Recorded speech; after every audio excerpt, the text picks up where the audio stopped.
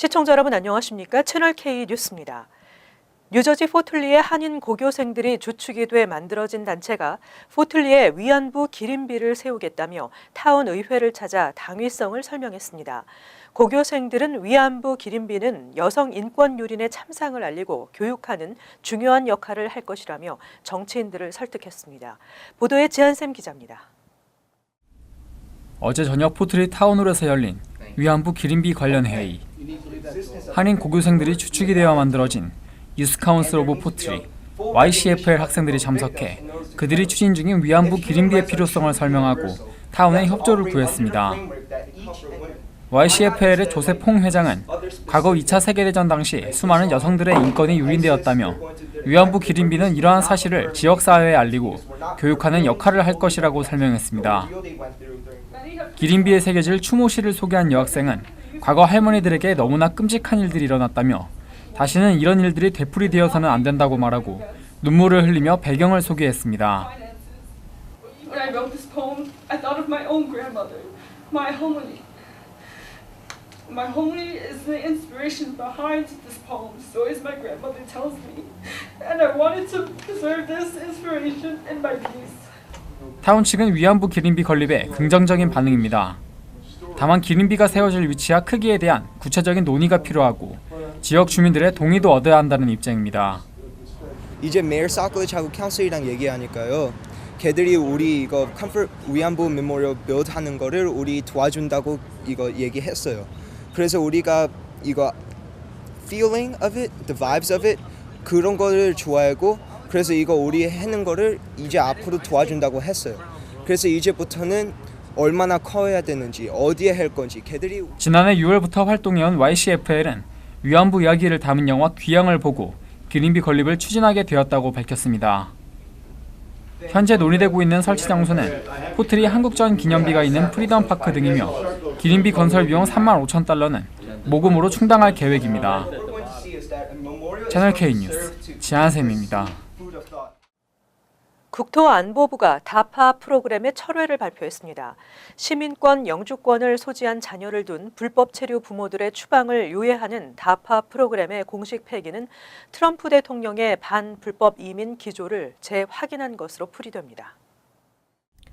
국토안보부가 철회한 이민자 추방 유예 조치는 오바마 정부가 2014년 11월 불법 체류자의 자녀가 미국에서 태어나 시민권 영주권을 얻은 경우 불법 체류 중인 이들의 부모에 대해 추방을 유예하고 2년짜리 취업 허가증을 신청할 수 있도록 하는 다파 프로그램입니다.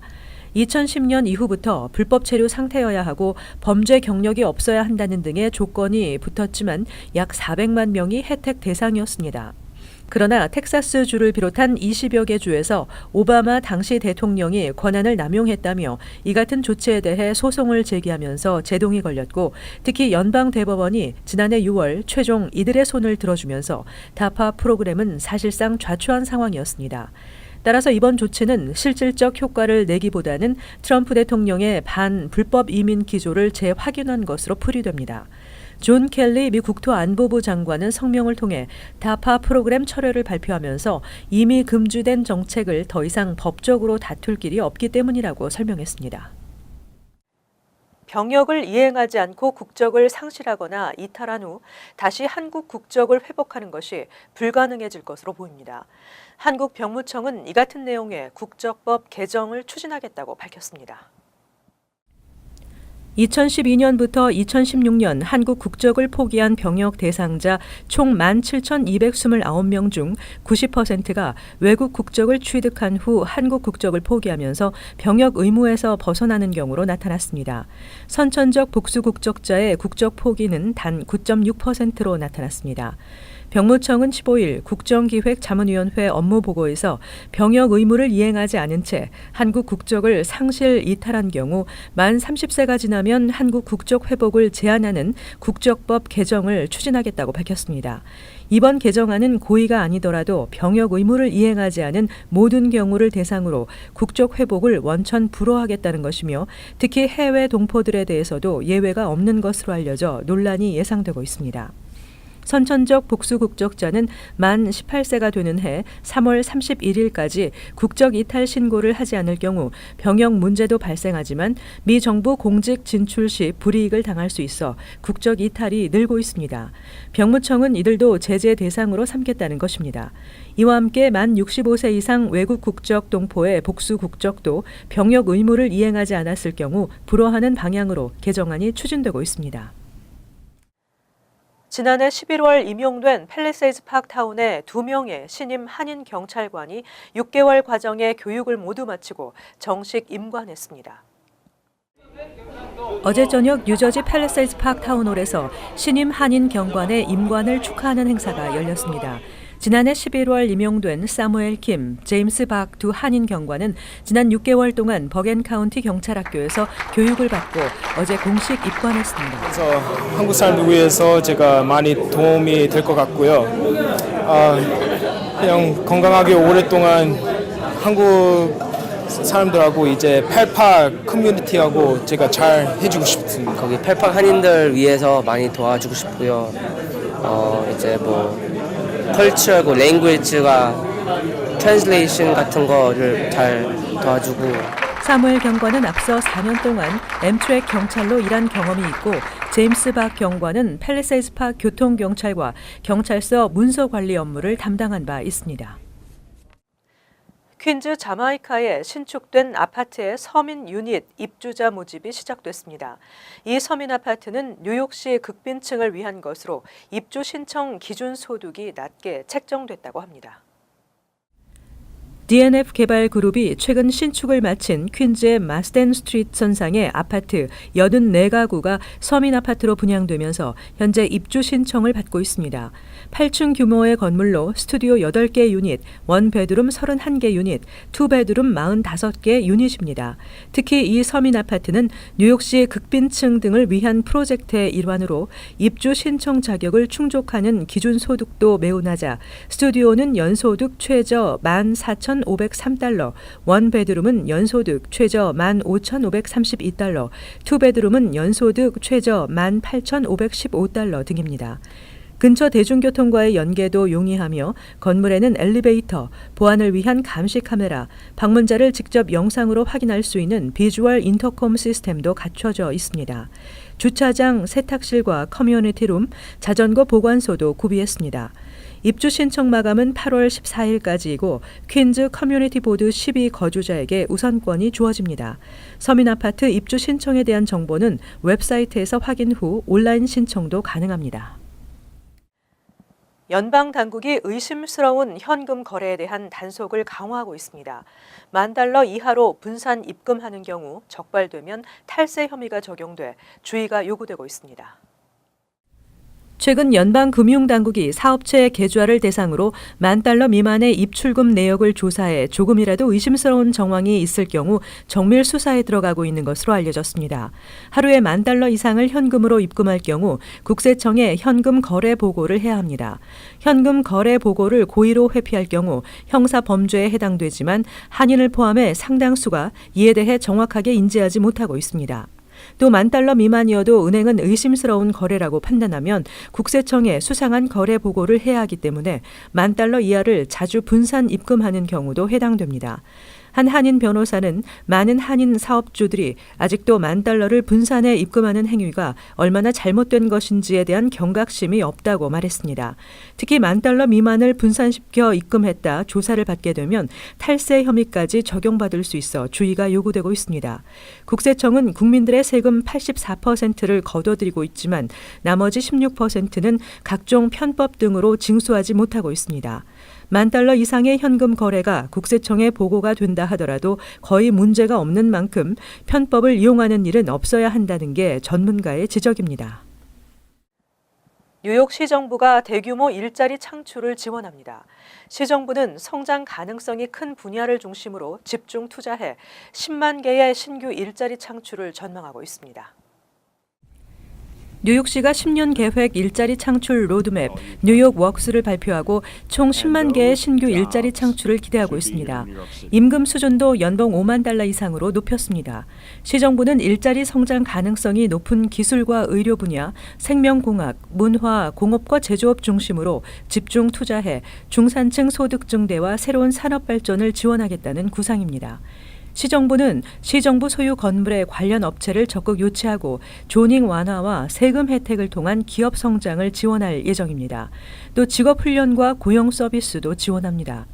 3천만 달러를 투입하는 사이버 보안 산업, 교육기관의 연구 개발과 관련해 업체의 창업 등을 통해 신규 일자리 1만 개 창출 효과를 기대하고 있습니다. 5억 달러를 투입할 예정인 생명과학 산업에는 연구와 산업 연계, 의료 기술 개발 등을 지원할 계획입니다. 이를 통해서도 일자리 7,000개 창출 효과를 기대하고 있습니다. 한편 시정부는 또 이니셔티브 프레이트 NYC를 론칭해 효율적인 운송 생태계를 구축하고 신규 일자리 2만 개를 창출할 것으로 전망하고 있습니다. 외국인 4명 중 1명이 미국 내 스템 분야에 종사하는 것으로 알려졌습니다. 이들은 지난 15년 동안 4배 가까이 증가한 것이며 미국 내에서 긍정적인 경제 효과를 창출하고 있는 것으로 나타났습니다. 2015년 스템 분야에 종사하는 외국인 비율이 4명 중 1명꼴로 나타났습니다. 1990년 50만 8,659명이던 외국인 스템 종사자가 2015년 197만 6,722명으로 4배 가까이 증가한 것입니다.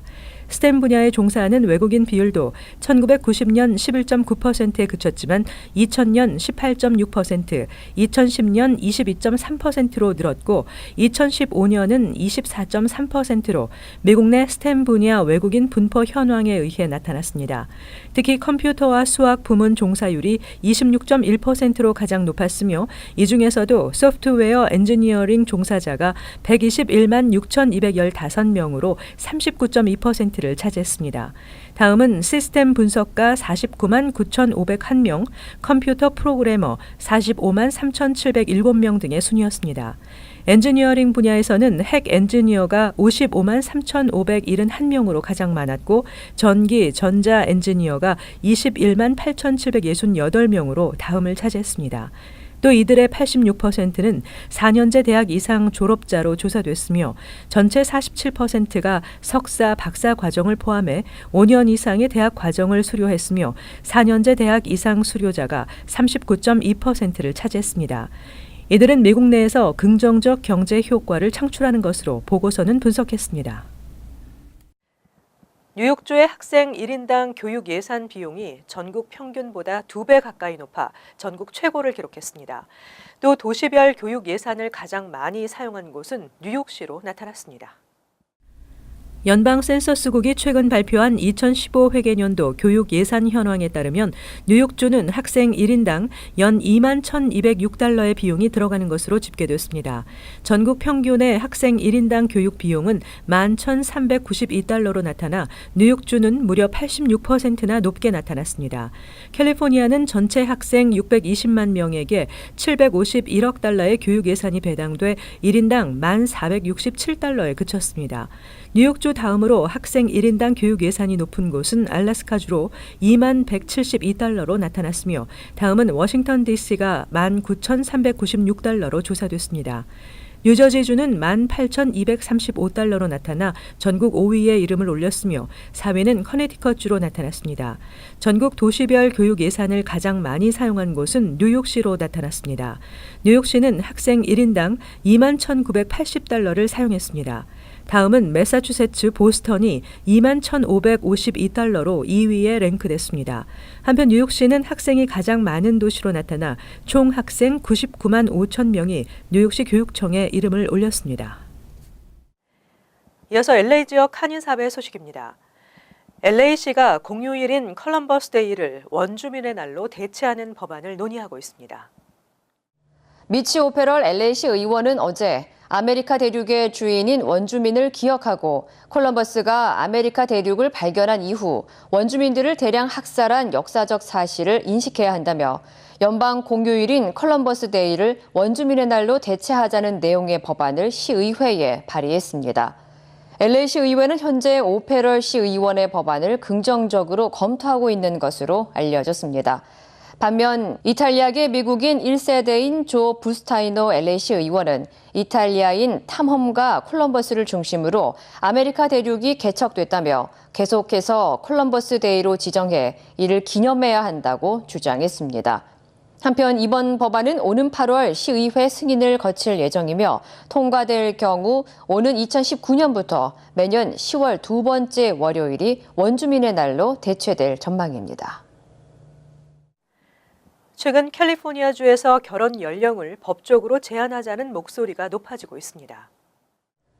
인권단체 언체인드 라스트에 따르면 지난 2000년부터 10년 동안 38개 주에서 미성년자 16만 7천여 명이 조혼을 한 것으로 조사됐으며 특히 캘리포니아주의 미성년자 결혼 비율은 5.5%로 전국 결혼 비율보다 0.9% 더 높은 것으로 나타났습니다.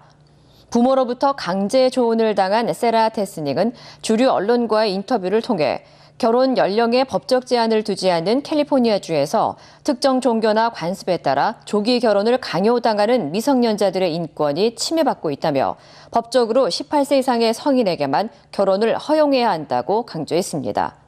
앞서 제리 캘리포니아주 상원 의원 역시 지난 3월 결혼 연령을 18세로 제한하자는 내용의 법안을 발의했지만 기본권을 침해한다는 반대 의견에 부딪혀 입법이 무산됐습니다. 한편 캘리포니아주를 포함한 대부분의 주에서는 결혼을 공식적으로 허용하는 나이는 18세로 제한하고 있지만 법원이나 부모가 허용한 경우에는 나이 제한을 두고 있지 않습니다. 이어서 간추린 소식입니다. 40세 입양아 출신 컬스틴 슬레븐 씨가 서포 카운티 스미스 타운장 선거에서 독립당 후보로 출마한다고 공개 선언했습니다. 슬레븐 씨는 정치 경험이 공적인 일을 하는데 도움이 되지 않는다고 생각한다고 밝히며 나는 평생을 스미스 타운에서 살며 이곳을 가장 잘 알기 때문에 주민들이 원하는 것을 누구보다도 잘 해결할 자신이 있다고 강조했습니다. 한국계 케빈 오툴 뉴저지주 상원의원이 폴 디게타노 버겐 카운티 공화당 위원장으로부터 명예훼손 혐의로 피소됐습니다. 디게타노 위원장은 최근 오툴 의원이 지난 2005년 자신으로부터 살해 위협을 받았다며 지난해 소송을 제기한 것과 관련해 이 같은 사실을 전면 부인하고 오히려 명예훼손이라며 맞소송으로 대응했습니다. 한편 오툴 의원은 한인 최초로 뉴욕 뉴저지 항만청 커미셔너 자리에 올랐습니다. 지난달 6일 버겐 카운티 듀몬트에 거주하는 64세 육상 씨가 제한속도 70마일인 고속도로에서 무려 시속 139마일로 운전하다 경찰에 체포됐습니다. 육 씨는 구치소에서 48시간 구금됐다 $300의 벌금형을 받고 풀려났습니다. 그는 75마일로 자동 주행속도 유지 장치를 맞춰놓고 운전하던 중 뒷차가 바짝 따라붙어 속도를 내게 됐다며 경찰이 불손한 태도와 자신의 처벌이 억울하다고 말했습니다. 앞으로는 스마트폰으로도 시민권 시험 준비를 할 수 있게 됐습니다. 연방이민서비스국은 스마트폰으로 시민권 시험의 시빅 테스트를 준비할 수 있는 무료 앱을 출시했습니다. 이 앱을 통해 시민권 인터뷰 때 보게 되는 역사와 정부 시험 시빅 테스트 100문항을 공부하고 정답을 확인할 수 있습니다.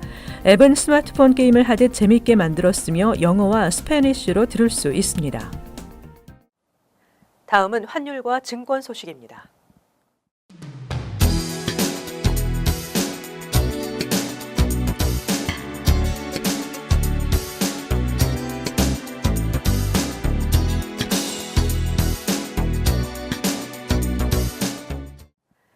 끝으로 날씨 전해드립니다. 토요일은 간간히 흐리고 오후에는 지역에 따라 천둥과 번개가 치겠습니다. 낮 최고 기온은 78도, 섭씨 26도, 밤 최저 기온은 70도, 섭씨 21도 예상됩니다. 일요일은 간간히 흐리며 후덥지근 날씨 예상됩니다. 월요일은 역시 흐리겠으며 천둥과 번개가 예상됩니다. 화요일 차차 맑아지겠습니다. 항상 여러분과 함께하는 채널 K 뉴스 여기서 마칩니다. 즐거운 주말 되시기 바랍니다.